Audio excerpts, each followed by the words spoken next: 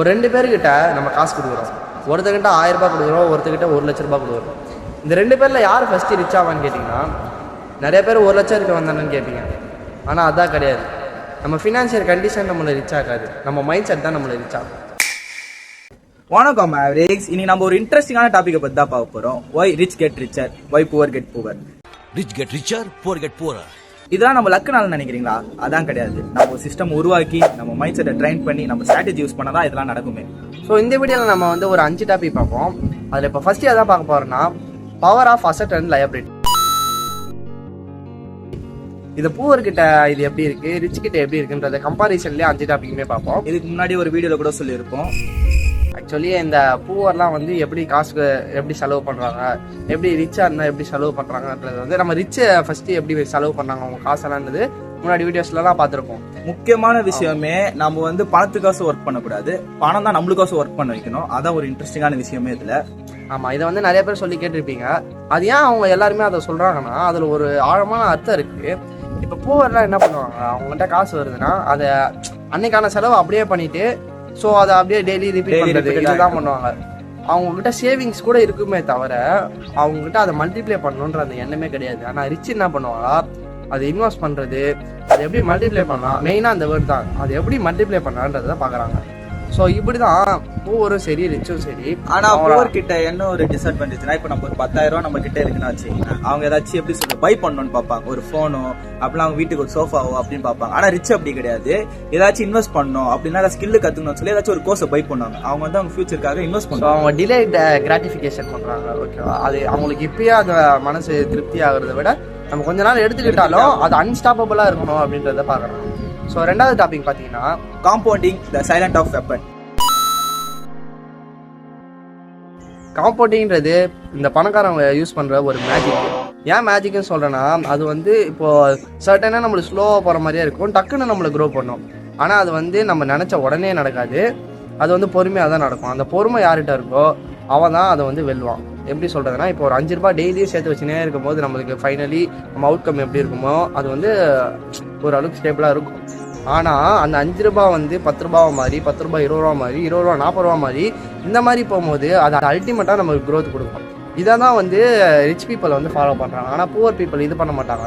அவங்க வந்து mostly concentrate பண்ணுறது இந்த சேவிங்ஸ், இல்லாட்டியும் வந்து அதை அப்படியே செலவு பண்ணுறது அந்த அன்னைக்கு. அதில் முக்கியமான விஷயமே டைம் தாங்க என்னை பொறுத்த வரைக்கும். ஏன்னா ஒரு புவர் ரிச் டைம் தான் முடிவு பண்ணுது. ஏன்னா நம்ம ப்ரெசென்ட்டில் நம்ம டைமை வேஸ்ட் பண்ணுறதோட நம்ம ஃபியூச்சருக்காக நம்ம ப்ரெசென்ட்டில் சில விஷயத்தெல்லாம் செதுக்க ஆரம்பித்தாலே போதும், நம்ம ஃபியூச்சர் வந்து பயங்கரமாக இருக்கும். இந்த ப்ரெசென்ட்டில் வந்து புவர் வந்து தன்னை என்ஜாய் பண்ண ஆரம்பிச்சிருவாங்க. ஆனால் டைமை வந்து தேவையில்லாத விஷயத்துக்கு ஸ்பெண்ட் பண்ண ஆரம்பிச்சிருவாங்க. ரிச் பீப்புள் என்ன பண்ணுவாங்கன்னா அதை செதுக்கி அதை வந்து ஃபியூச்சரையே வந்து அவங்க இப்போ செதுக்கிறதுக்கு மூலியமாக தான் அந்த ஃபியூச்சரையே வந்து டிசைன் பண்ணுறாங்க. ஸோ நம்ம பூவர்னு இங்கே யாரை மென்ஷன் பண்ணுறோன்னா, நீங்கள் வந்து தப்பாக வச்சுக்கோனா யாரோ தனிப்பட்ட அந்த பணம் ஃபினான்ஷியலி அடி வாங்குறவங்க பூவர் கிடையாது, மென்டலி அடி வாங்குறவங்க தான் பூவர். அவங்க மென்டல் ஹெல்த், அதாவது அவங்க மென்டாலிட்டி எப்படி இருக்கோ அதை பொறுத்து தான் அவங்க பூவராக ரிச்சான்றதே இருக்குது. அவங்க மைண்ட் செட் சொல்லலாம், மைண்ட் செட்டை பொறுத்து இருக்குது. ஸோ நெக்ஸ்ட் டாபிக் என்ன பார்த்தா ஃபினான்ஷியல் எஜுகேஷன் கேப். ஓகே, இப்போ வந்து நம்ம ஒரு ஸ்கூலில் ஜாயின் ஆகிறோம்னு வச்சுக்கோங்களேன். சின்ன வயசுலேருந்தே நம்மகிட்ட சொல்லி வளர்க்குறது, ஒரு செக்யூர்டான ஜாபில் போய் ஜாயின் பண்ணுங்க, அப்படியே உங்களுக்கு வந்து சம்பளம் வந்து கைமழை வந்து விழுகும். பரமா படிடா, படித்தாதான் நீ வந்து நல்ல சேலரியில் நல்ல சம்பளத்துக்கு வந்து நம்ம வந்து வேலைக்கு போக முடியும் அப்படின்னு சொல்லுவாங்க. அது வந்து ஏன் ஒரு புவர் மைண்ட் செட்டுன்னு நம்ம எடுத்துக்கிறோன்னா, ஒரே இடத்துல தான் நம்மளை வந்து அது இருக்க விடுமே தவிர அதை தாண்டி நம்மளை யோசிக்க வைக்காது. ஸோ மணிக்காக நம்மளை ஒர்க் பண்ணுன்னு அவங்க சொல்லினே இருக்காங்க. அதில் 2வது விதம் என்னதுன்னா, ரிச் மைண்ட் செட் எப்படி இருக்குன்னா, அந்த மணி எப்படி நம்மளுக்காக ஒர்க் பண்ண வைக்கிறதுன்னு யோசிக்க வைக்கணும். அது வந்து பேசிக்காக ஸ்கூலில் சொல்லி தர மாட்டாங்க, அதையும் தாண்டி நம்மளா யோசிக்கிறதா இருக்கும். நெக்ஸ்ட் டாபிக் என்னன்னா ரிஸ்க் விசஸ் ஃபியர். எதுக்கு ரிஸ்க் விசஸ் ஃபியர்னு சொல்றோம்னா, எப்பவுமே புவர் பீப்புள் வந்து இன்வெஸ்ட் பண்றதுக்கு யோசிப்பாங்க. ஏன்னா இன்வெஸ்ட் பண்ணிட்டு ஏதாவது ரிஸ்க் ஆயிடுச்சுன்னா அந்த ரிஸ்க்கை எப்படி நம்ம வந்து மேனேஜ் பண்றதுன்னு தெரியாம பணத்தை போட நம்ம பணம் லாஸ் ஆயிடுமோ இந்த மாதிரி மைண்ட் செட்லயே இருப்பாங்களே தவிர அதை தாண்டி யோசிக்கவே மாட்டாங்க. ஆனா ரிச் பீப்புள் அப்படி கிடையாது. அந்த இன்வெஸ்ட்மெண்ட் அந்த ரிஸ்க்கை வந்து அவங்க எப்படி நினைப்பாங்கன்னா ஒரு ஆப்பர்ச்சுனிட்டியா நினைப்பாங்க. அது ஒரு விஷயத்த ட்ரை பண்ணி அதுல என்ன கிடைக்குதோ அதை வந்து அடுத்த விஷயத்துல இம்ப்ரூவ்மெண்ட் பண்ணணும் தான். அதை நம்ம எப்படி யூஸ் பண்ணி அது மூலமா எப்படி மேலே போறோன்றதா யோசிப்பாங்களே தவிர அதை தாண்டி அவங்க மணி லாஸ் ஆகும் அதெல்லாம் யோசிக்காம அந்த ரிஸ்க்கை யூஸ் பண்ணி எப்படி நம்ம மேலே போகலான்றதை தான் அவங்க பாக்குறாங்க.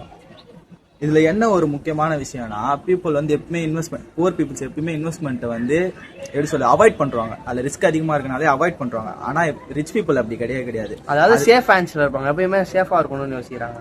அந்த இன்வெஸ்ட்மெண்ட்டை ட்ரை பண்ணி அதுல இருந்து சில விஷயத்தை கத்துக்கிறாங்க பாத்தீங்களா, அது ஸ்மார்ட்டா மூவ் பண்ணுவாங்க. அந்த விஷயத்தை அதுக்கு அடுத்தது வந்து ஸ்மார்ட்டா மூவ் பண்ணுவாங்க. ஏன்னா அவங்களுக்கு அதான் ஸ்டார்டிங்ல சொல்லிருப்பா அது ஒரு நீங்க ஆப்பர்ச்சுனிட்டி. ஈஸியா சொல்றீங்களேப்பா எப்பயுமே சேஃபா இருப்பாங்க, இந்த மாதிரி பணத்தை போட மாட்டாங்கன்னு.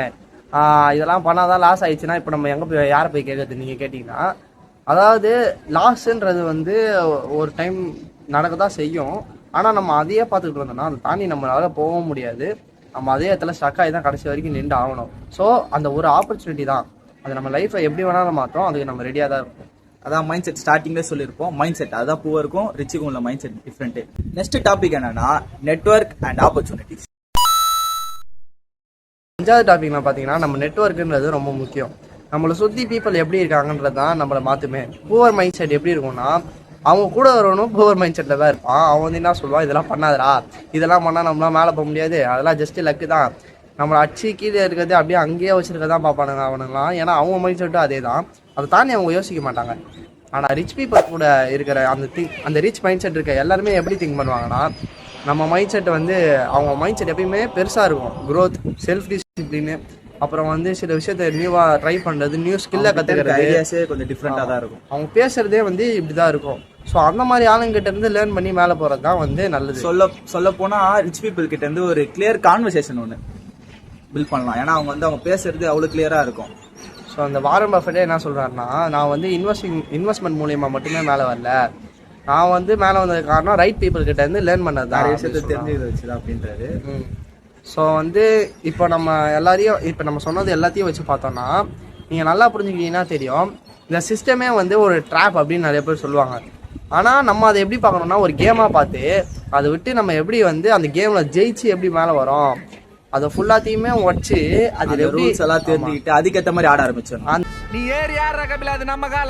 அந்த கேமில் நம்ம எப்படி ஜெயிக்கிறோன்றது தான் முக்கியம். ஸோ அதை ட்ராப்பாக பார்த்து உள்ள மாட்டிக்கிறாதீங்க, அந்த கேமை புரிஞ்சுக்கோங்க, அதுக்கேற்ற மாதிரி ஆட ஆரம்பிச்சிருங்க. சரி ரைட்டு. அந்த வீடியோல பாப்பா. Tata bye by. நெக்ஸ்ட் வீடியோவில் பார்ப்போம்.